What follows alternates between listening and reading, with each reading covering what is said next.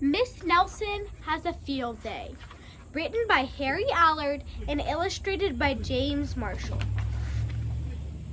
For some weeks now, gloom had blanketed the Horace B. Smedley School. No one laughed or threw spitballs. No one even smiled. Miss Nelson was worried.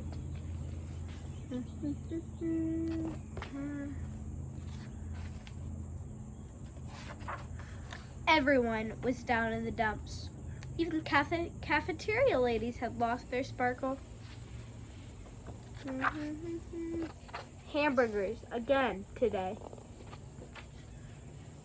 Miss Blandsworth was so depressed he hid under his desk. "It's the worst team in the whole state," he said.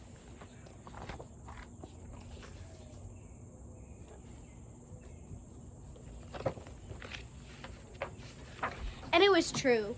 The Smedley Tornadoes were just pitiful. They hadn't won a game all year. They hadn't even scored a single point. And lately they seemed only interested in horsing around and giving Coach the business. Why practice? Won't and lose anyway.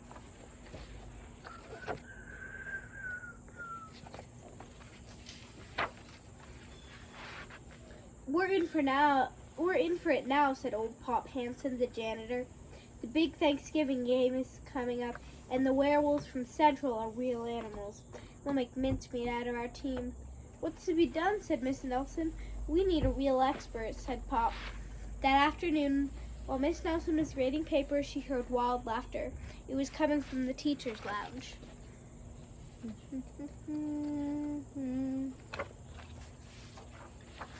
Coach Armstrong had cracked up. "I'll make us a fresh pot of coffee," said Miss Nelson. When Coach had calmed down, Miss Nelson took him home in a taxi. "You need a nice long rest," she said. The next day it was announced over the PA that Coach Armstrong would be out for a long time with the measles. "Who will take his place?" said the kids.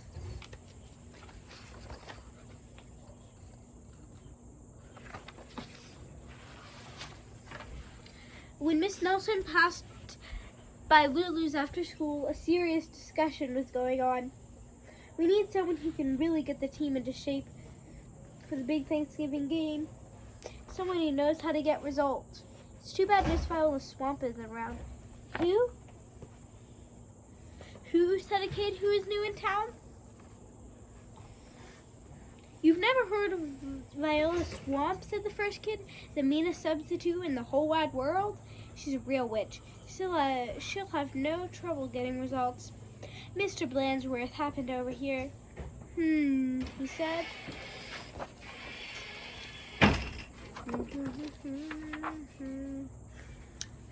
Said Miss Nelson, and she wasted no time getting home. After rummaging around in her closet, she found what she was looking for, an ugly black sweatsuit. Then she made an important phone call. "I'll be right there," said the voice at the other end. The next day, Mr. Blandsworth announced that there would be football practice as usual. "Whoever it is," said the guys, "let's really give him the business."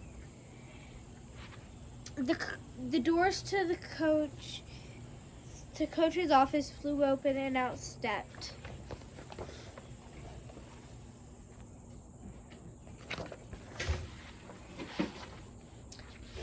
a lady in an ugly black dress. "My name is Miss Viola Swamp, and I'm here to get results." "It's Blandsworth!" cried the guys, and they laughed him off the field. "Oh, rats!" said Blandsworth. "How could they tell?" Just then the guys heard the sound of squeaky tennis shoes.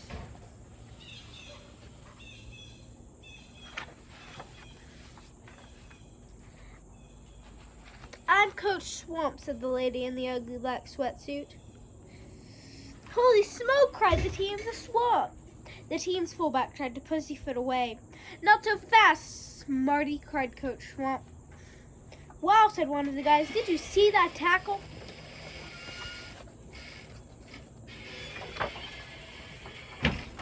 Coach Swamp was a real expert. She put the team to work right away. The guys had never run so many leg raises. "More," said Coach Swamp. They had never run so fast. Faster, yelled Coach Swamp. This is murder, said the guys. Pipe down, said Coach Swamp.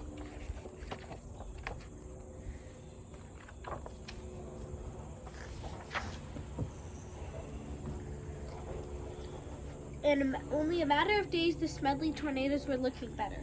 Coach Swamp really gave them the business. Mr. Blensworth was a little puzzled, however. Who is that, Miss Swamp? He said. Maybe Miss Nelson knows. I'll go ask.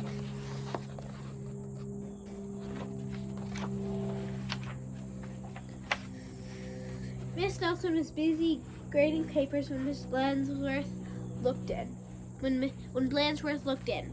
I don't want to disturb her, said Blensworth. She probably doesn't know anyway.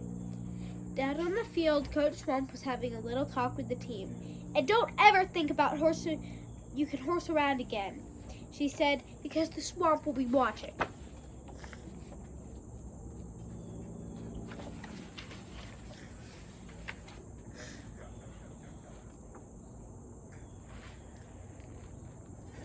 When Coach Armstrong returned after his rest, he was surprised by what he found. The guys played like a real team. How did this happen, said Coach Armstrong. Said the guys.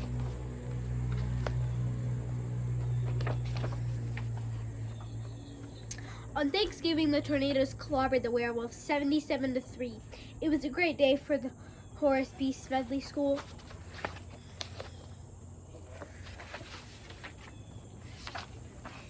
Mr. Blensworth treated the whole team to hot dogs at Lulu's. Miss Nelson went home tired and happy.